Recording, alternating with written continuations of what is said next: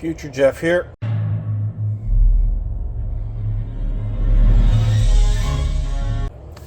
For those of you upgrading to the new SEAFLO pump, you'll first need to uninstall the stock internal pump that came with your Wooter.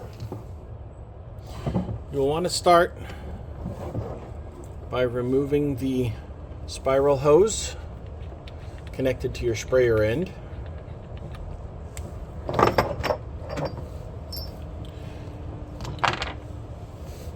Check your rubber washers, check your threads. This will go back on.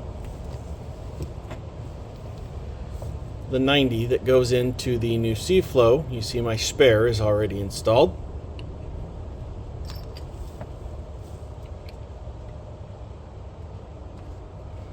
You want the threads clean, the gasket in good condition,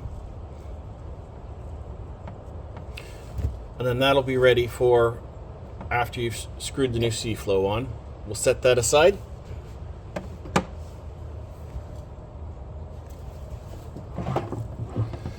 Most of you have this bulkhead installed, sitting where my SEAFLO is right now. The next thing you want to do is loosen the 90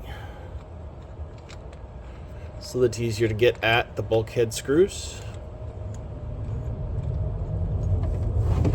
And I just dropped the rubber washer.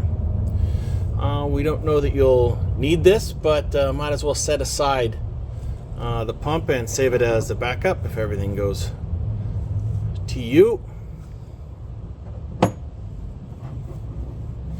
Should be able to use the included Allen wrench and remove the 6 screws that hold the bulkhead in place.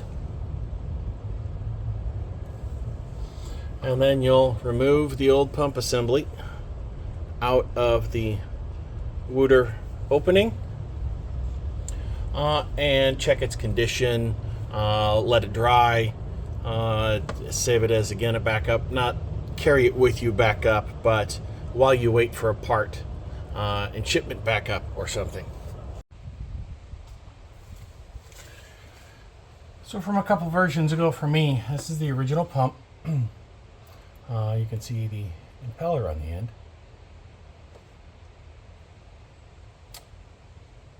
And the original bulkhead.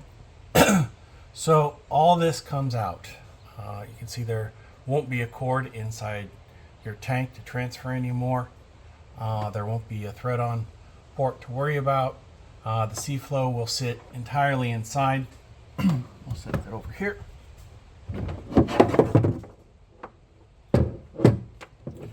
But you do want to orient the hose. Now this is much like your fill and vent hoses. You can just loosen this. See where your hose kind of curve is. And not real precise. Don't crank this too hard. There's a rubber washer in there. Heavier clunk so that it'll stay in place, but you want to orient it. I call it inboard. Inboard and center. That's the deepest part of the Wooter. And so it's got the best chance of emptying the tank. And then if you want to get that last little bit, you can use the handles to lever this up. Mine's almost full, but we'll get this laid out. I'm going to clean my gasket, double check on my mating surfaces.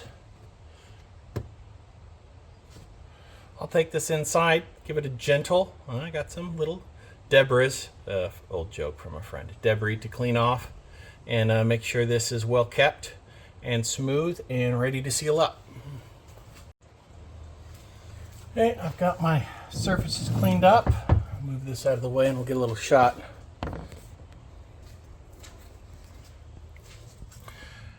Yes, there's still water in there. I'll do some pressure tests and some sound tests. I just took a damp paper towel, carefully wiped around the perimeter, got up the grit that had fallen in there. Another damp towel, so it's just getting the last dust. Nothing special, no sandpaper, no alcohol, just water and gentle tracing around the edge until it looks clean and prepared. I'll get this set back up here. Hey, I also just, in the sink, hand rubbing, just a gentle clean, so this is ready to sit back in place. Still a little bit of stuff on there. It's soft, it's supple. I'm going to put it back in the way it was.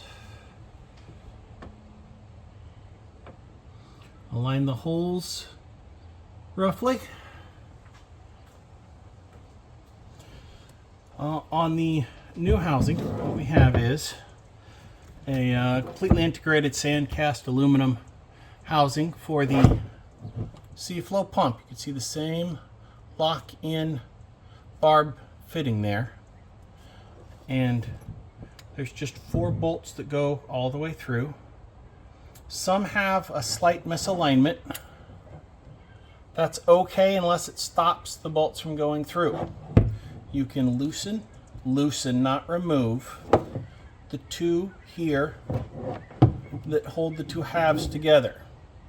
The internals are designed to automatically align. You don't want to open it up. You don't want to get into those parts.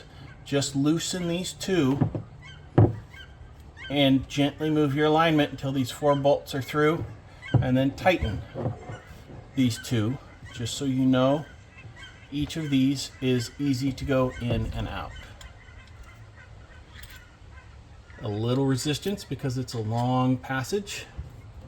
Each of these on mine just went through nice and easy, gentle pressure, and they sit where they're supposed to sit. Not fighting them, forcing them. There's no thread there until it's sitting on the gasket. Okay. We also have an upgrade to the power line here. It's not coming out of the water tank. It's not sitting in water and needing protection. It's a full gasketed port from the top part of the housing. It's not 2 wires anymore. It's completely jacketed all the way to the DC end port. One of the reasons for this design from the bracket standpoint is people were worried that putting gear in the front or shifting gear while you're even on the freeway, let alone off-roading, could bend that bracket. I found it very sturdy. I kept my folding camp chairs in here. They're not light so much as I did put 2 of them and a camp table. So there was 40-50 pounds of camp chairs sitting in here. But this is it's cast sand, coated, protected, no corrosion worries. Aluminum will take care of itself. We've got our clunk aligned roughly to the center and inboard driver, firewall side. And so that's where you want it to lay when it's at rest. No kinking problems now, no hose clamps to come off, and no pinch points. You can see this spiral hose is pretty capable of taking bends. So we're just going to set our clunk in.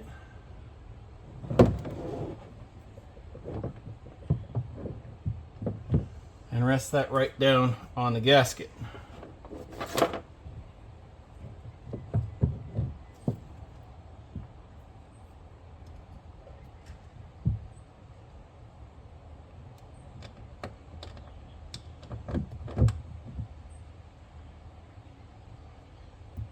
Just a light turn. I didn't tighten that down yet. I just want each of these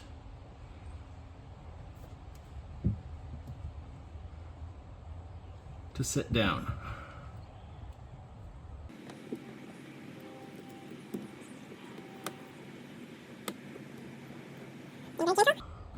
Don't want to cross thread these. Little back thread, you can feel it start. Gentle turns.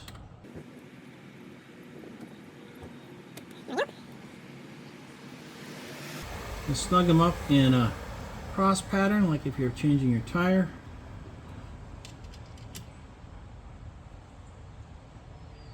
And you can see I'm using the small end of the wrench. I'm not reefing on it. I'm not going to the longer bar of it.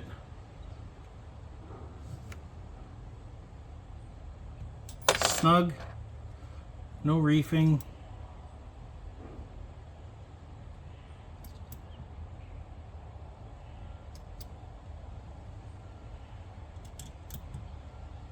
Didn't even use the long end of the wrench at all.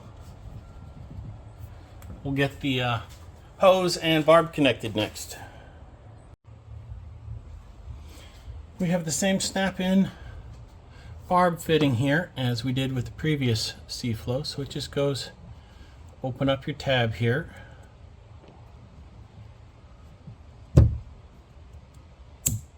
click, and it's in.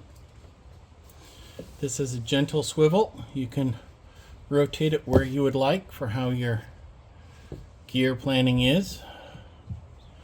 I like to keep my purple Hulk pants towel here just to be sure if I have any stray drops that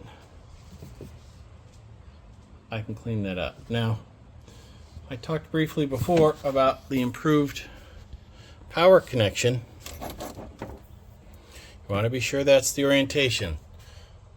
The clonk and the hose goes at the inboard firewall face, and the power is at the headlights outboard bumper face.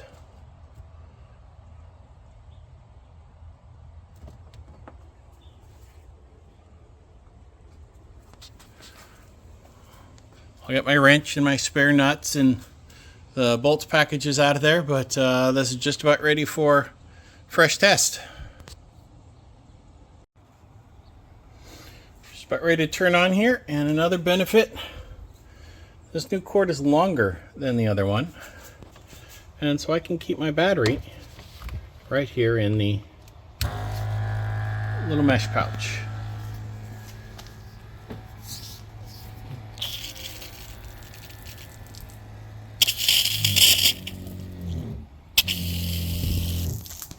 And that was the pump getting air out, getting full flow on water pressure, and now you can hear the pressure switch is working.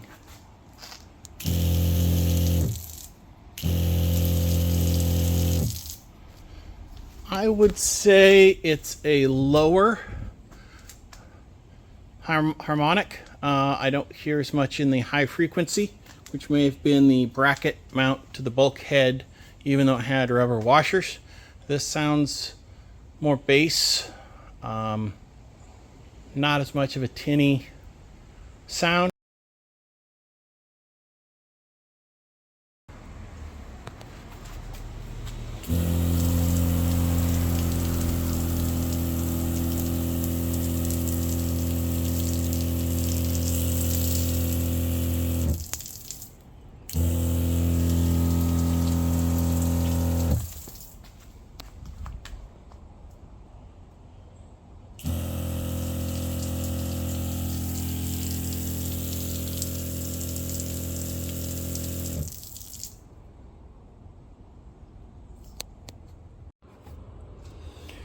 Wanted to review several things after the bracketed SEAFLO.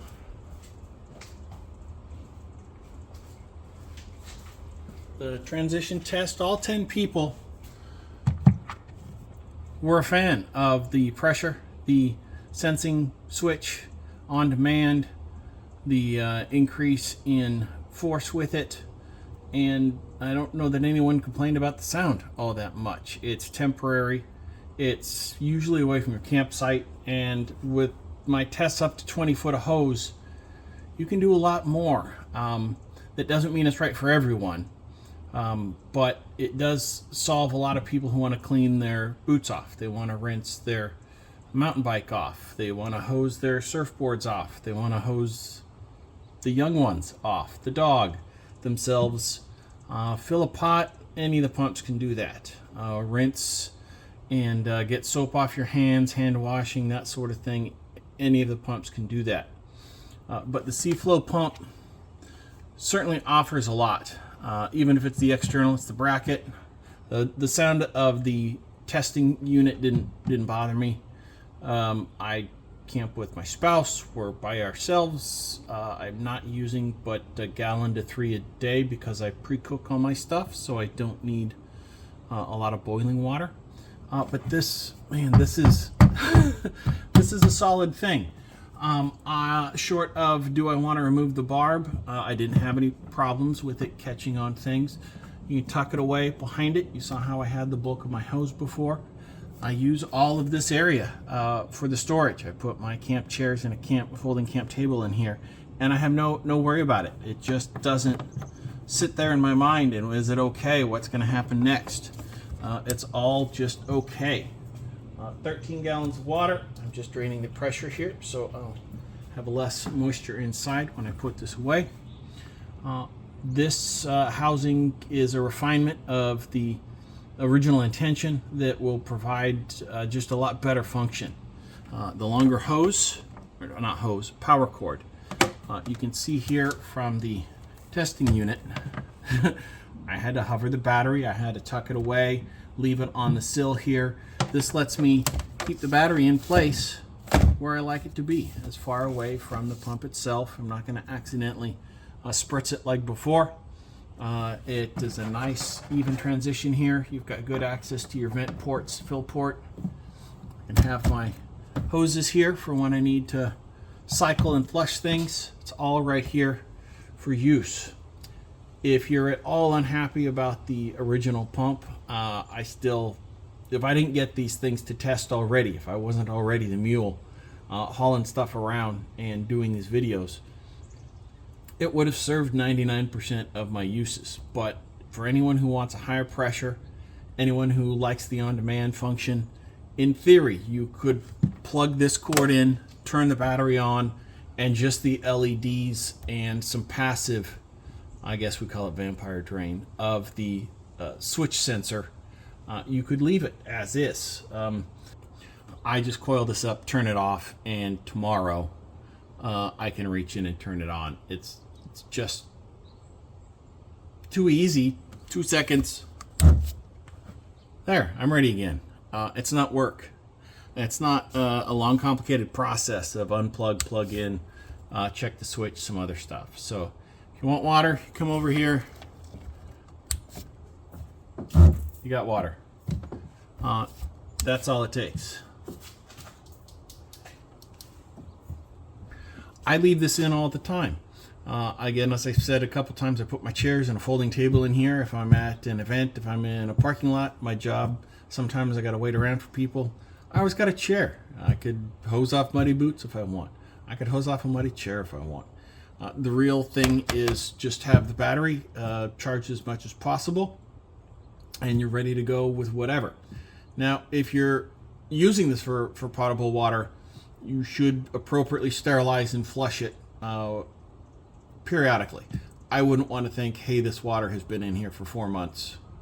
Sure, you can use it, you can hose off, flush it when you get home, but I probably wouldn't be tipping back a fresh French press with water that's been sitting in the tank for a third of the year. Offer Gene your thoughts. I'm consistently impressed with what he does. I've known him for a long time. We've talked about many other projects. I know his skills. I know his purpose. It is designed to do the job the best way he can conceive of. And he's conceived of lots of things to do lots of jobs. So don't drop it on your foot, I would say. This is not a plastic, what's the least it can do? I think probably parts of the frunk would be damaged before parts of this housing would be damaged. If you're in a situation that things are rattling around in here such that the pump housing gets shifted even, I think the frunk, any number of other contact points, is more likely to suffer damage, a costly impact, and maybe lots of other parts in your suspension would need some attention after that. So we'll be processing these. We'll get them up in stages, and we'll see if I need to reshoot.